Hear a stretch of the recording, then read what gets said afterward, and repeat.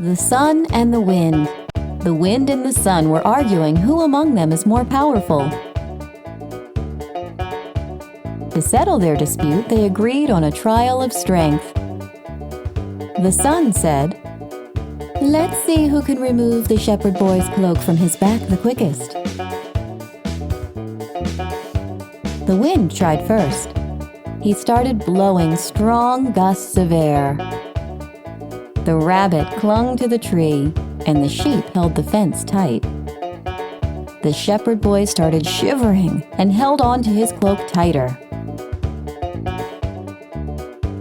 The harder the wind blew, the tighter the shepherd boy held on to his cloak. Finally, the wind gave up. It was the sun's turn. The sun started shining brighter and brighter. The shepherd boy felt very hot. He took off his cloak and sat under the shade of a tree. The wind angrily asked, "How did you do that?" The sun smiled and answered, "Gentleness can be more powerful than force." The wind accepted his defeat. Moral of the story: being gentle can be more powerful than using force. The Town Mouse and the Country Mouse. Once, a town mouse was visiting his friend, the country mouse. For dinner, the country mouse served him only barley and grain.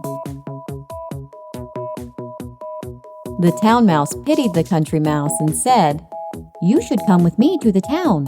I'll serve you all sorts of fine food." The country mouse agreed to come with him.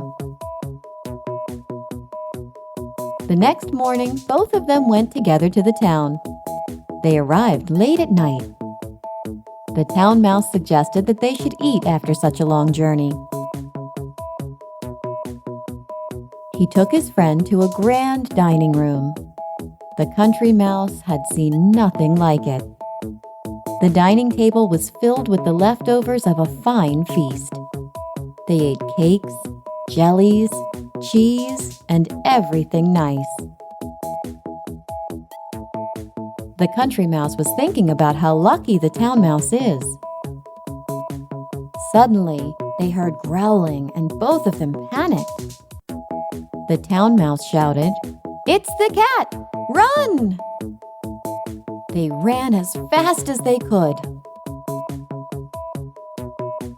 "I think I'll head back home," said the country mouse. "I'd rather have barley and grain and live in peace than eat cake and cheese and live in fear." Moral of the story: it is better to live in poverty and in peace than to have plenty and live in fear.